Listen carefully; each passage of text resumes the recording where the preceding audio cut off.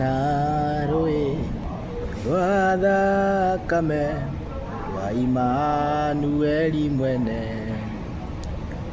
nao ehia marikĩte kuo mathiraga gĩko biũ, mathiraga gĩko gĩothe, mathiraga gĩko gĩothe biũ, nao ehia marikĩte kuo mathiraga gĩko biũ. Mũici wa mbane irio na Jesu yakenirio nĩ thakame ĩyo. Hallelujah, thank you Lord. Na wasalimu kwa jina la Baba. Natumai mko salama nyote katika jina la Yesu Kristo, hata nami niko salama.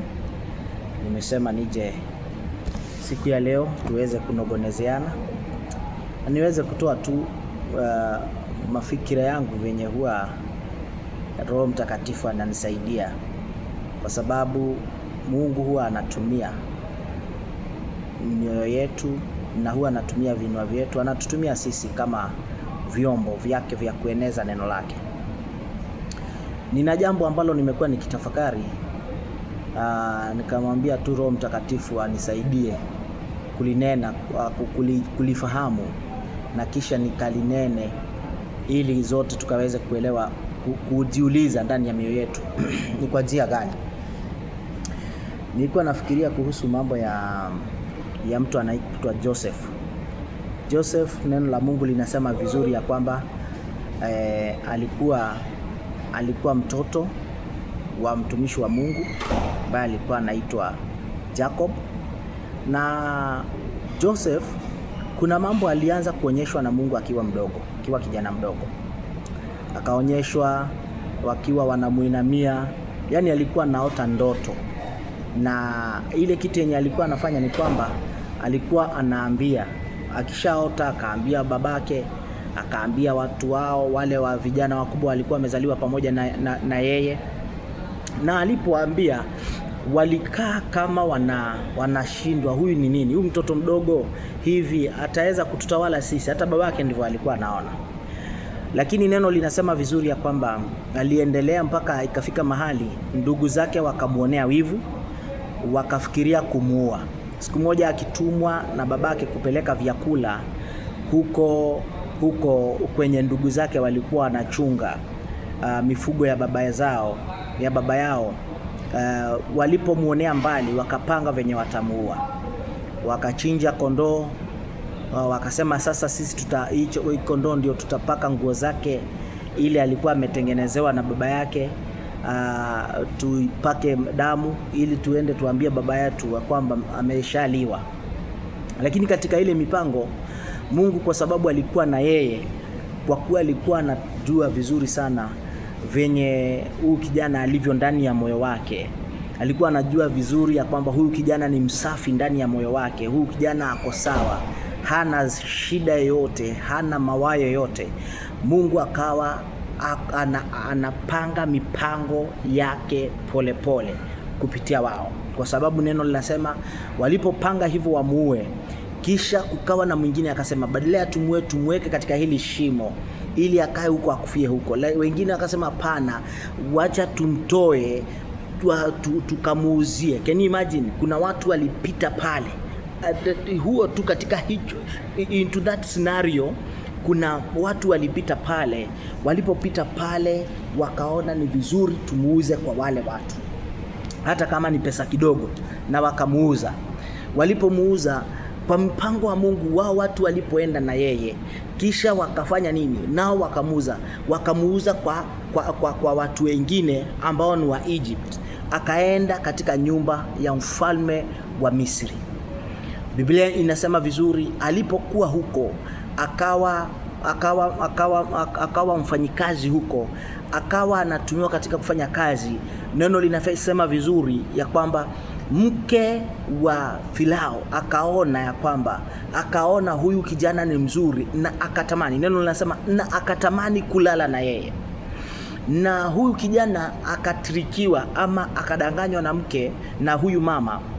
Alipodanganywa, neno linasema alipoenda akamwambia mama, nifanye jambo hili aje nimkosee bwanangu, nimkosee hata bwanako, nifanye jambo hili namna gani, nikamdharau aje?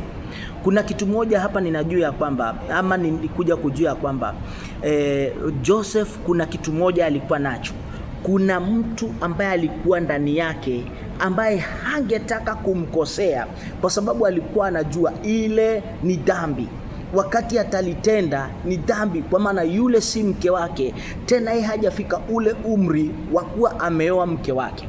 Neno linasema vizuri, yule mwanamke akaenda kujaribu kumshika, lakini Joseph kwa ile dhamira yake kuwa ilikuwa hai na alikuwa na upendo wa baba yake ambaye ni Mungu muumba wa mbingu na nchi, hangetaka kamwe kumkosea huyo Mungu.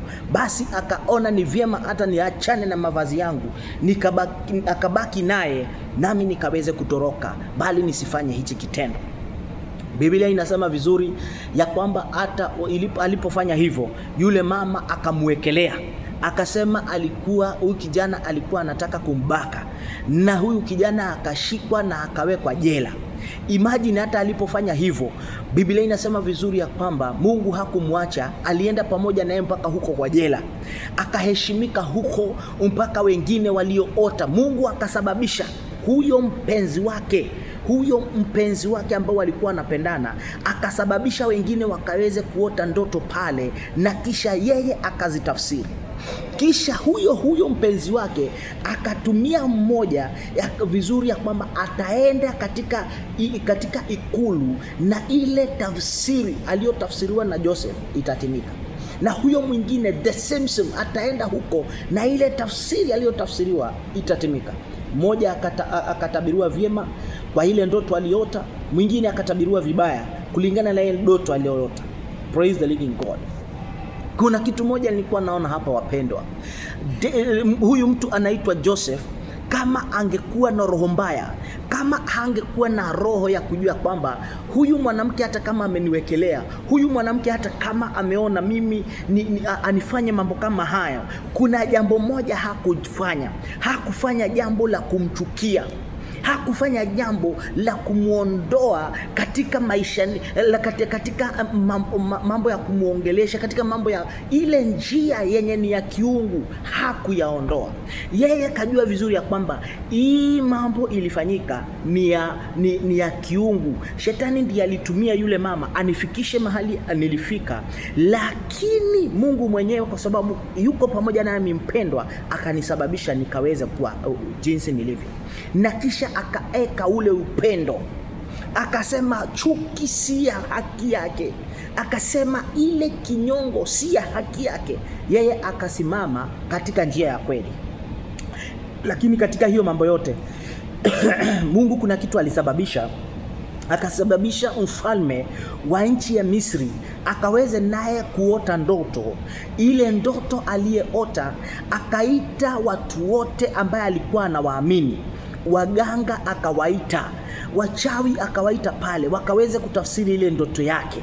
Lakini neno linasema ile ndoto yake hakuna yeyote ambaye aliweza kuitabiri.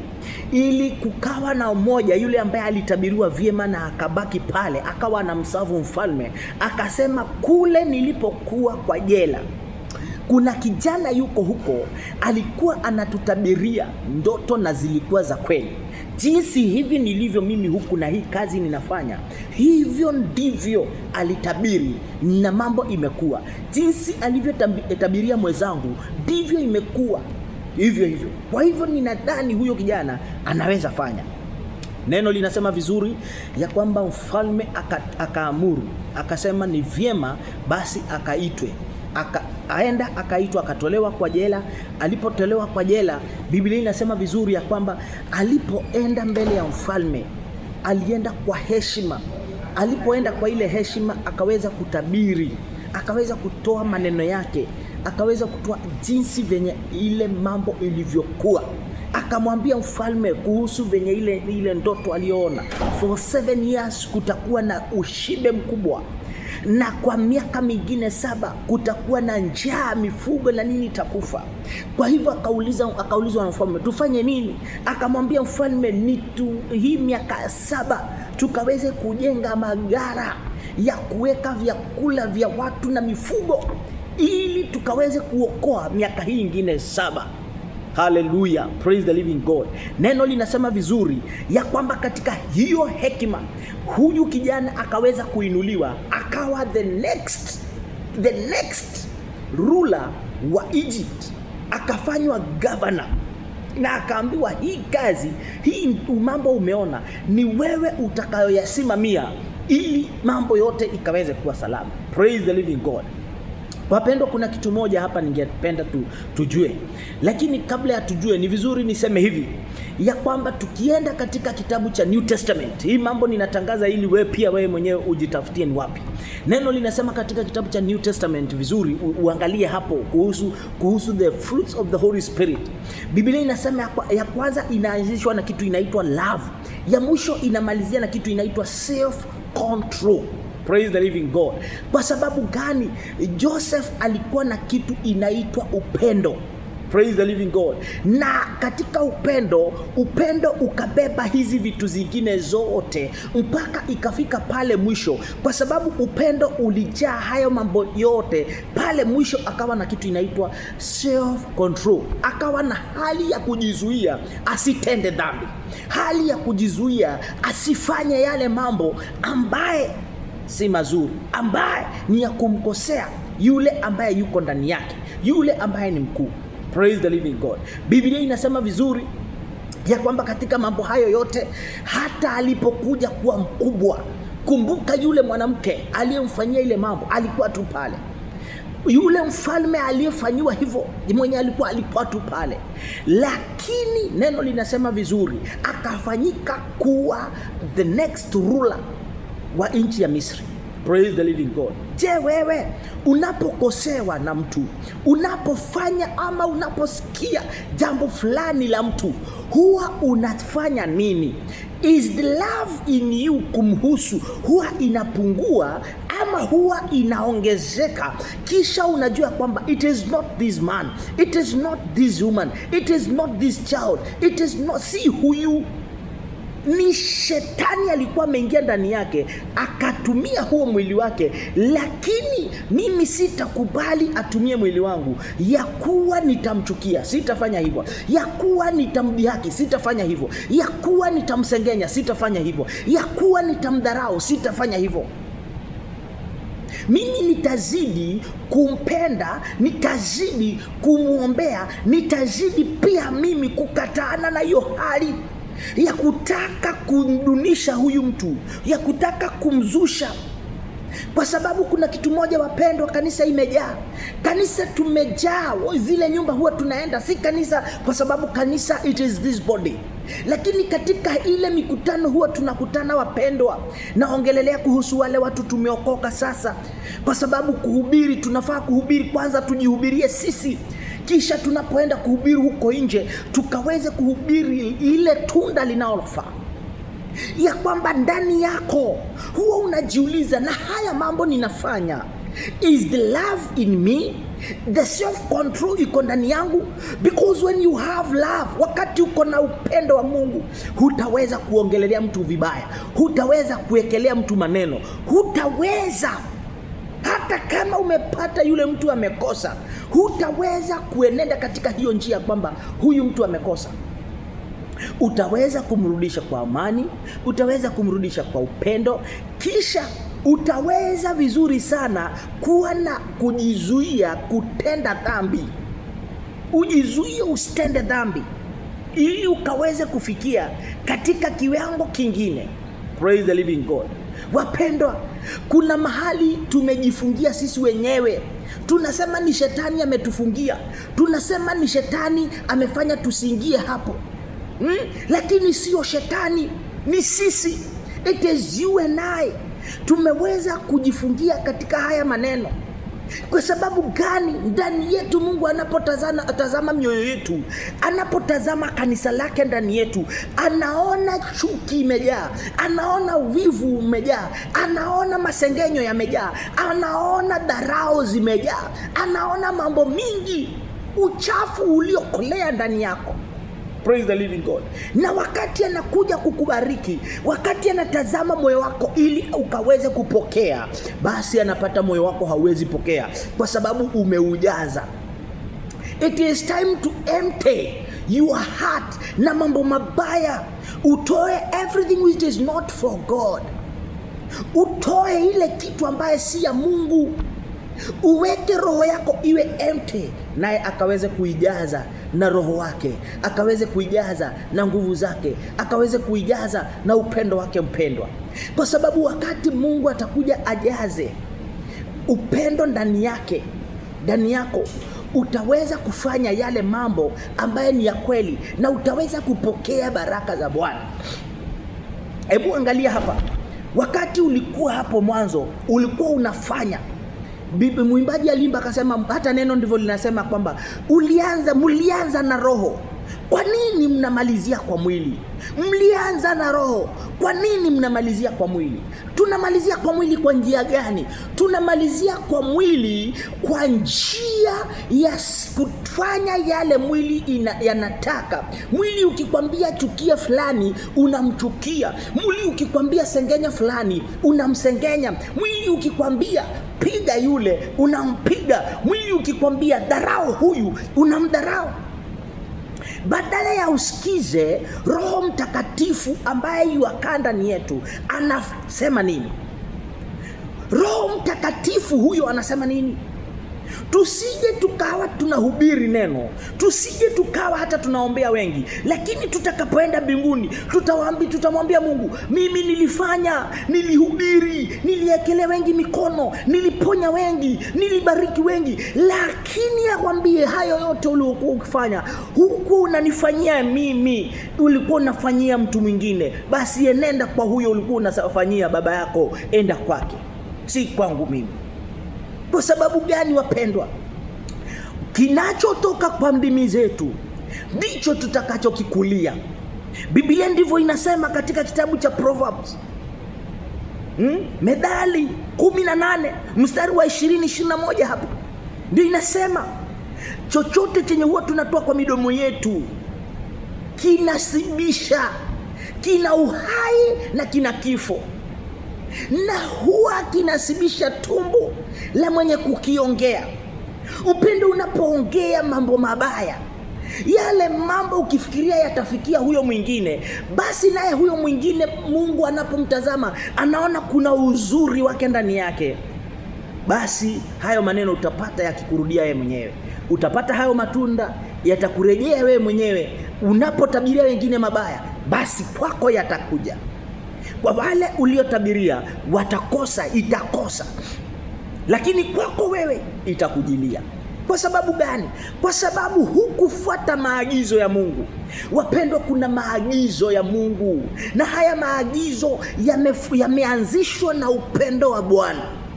Ni lazima wapendwa tukawe na upendo wa Bwana, the agape love. Huo upendo wa Mungu utaweza kufunika mambo yote, utaweza kufunika huzuni zote, itaweza kufunika hasira zote, itaweza kufunika ubaya wote. Na katika hiyo utaweza kuvuna mazuri. Katika hiyo utaweza kuvuna mambo ambaye ni ya haki mbele za Mungu. Utaweza kuvuna, utaweza kuona matunda, kwa sababu hata kwa kinywa chako utazuia ulimi wako kuongea mambo yenye hayafai. Utazuia mwili wako kufanya mambo yenye hayafai, bali utaweza kubariki wengine. Utaweza kupata baraka zenye zitafanya wewe na uzao wako uwe umebarikiwa pamoja na wengine ambaye watakuwa pamoja na wewe. Praise the living God. Kwa nini unapata tuko na watu lakini bado tunazidi kuumia? Ni kwa sababu the first love and the self control. When you have love, uko na hizi zingine zote, na pale mwishoni unaweza kujicontrol. Hatumo naye. Wapendwa, kanisa la Mungu ni lazima tukaweze kubadilika wapendwa. ni lazima tukaweze kusimama, wewe na mimi, tukabadilishe mienendo yetu na matendo yetu, tukabadilishe maneno yetu, tukabadilishe mawazo yetu, kilicho ndani yetu kikawe kizuri, kibaya kiweze kutolewa. Mwambie Bwana, ondoa kile kilicho kibaya chenye hakiwezi kunisaidia nikaweze kubarikiwa. Mtumishi wa Mungu Joseph alibarikiwa kwa sababu ndani yake alikuwa ameondoa ubaya wote, alikuwa amesamehe mandugu zake, alikuwa amesamehe wote. Hakuwa anaweka hicho kinyongo na wivu na hasira ndani yake. Yote alikuwa anatoa, akatoa yote. Alipotoa yote akamwambia Bwana, now fill me with your power, fill me with your love, fill me with your grace, ili nikaweze kupenya katika jina la Yesu Kristo. Wewe tafakari hayo maneno. Kati utafikiwa na huu ujumbe, tafakari hayo maneno na Mungu ataweza kukusaidia. Pekua hilo neno katika kitabu cha Mungu, ukaweze kujua ni kwa njia gani you align yourself katika jina la Yesu Kristo, na Mungu atakubariki sana.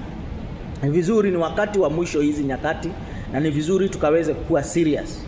Ni vizuri tukaweze kuwa serious katika hali ya wokovu. Ni vizuri kila mmoja akaweze kujitoa, kujipeana mhanga katika hali ya kumtukuza Mungu. Tusije tukaona Mungu ni kama hayuko, bali Mungu yuko, anatenda mambo. Mungu awabariki sana. Cheni tuombe. Baba, ninakushukuru kwa sababu ya hilo neno lako lenye umelipitisha ndani yangu, ili wengi wakalipokee. Hata kwangu nisaidie Bwana, likafanye kazi. Mungu, nisaidie ndani ya moyo wangu, ndani ya mawazo yangu, ndani ya kinywa changu, ndani ya ulimi huu, ndani ya haya macho, masikio yangu, nikaweze kufanya kazi ya mapenzi yako. Empty my heart, O Lord, na mambo yote mabaya ukayaondoe. Now fill me with your power, the grace, O Lord, to pursue your righteousness, O my God, in the mighty name of Jesus. Keep your love in me. Kuwa pamoja nami, kwa maana wewe ni mtakatifu. Pokea sifa Bwana. Kuwa nasi zote, tubariki na utuinue. Bwana, kumbuka msikilizaji, umpeleke katika kiwango kingine, kwa maana wewe ndiye ulimteua. Naye Bwana, umfunze mapenzi yako. Roho Mtakatifu, fuatilia neno lako ukalitimize kwa mioyo ya watu wako. Katika jina kula Mwokozi. Ni asante kwa maana unaweza. Katika jina la Yesu Kristo naomba na hata naamini. Amen. Hallelujah. Thank you. May the Lord bless you. Neno litaendelea.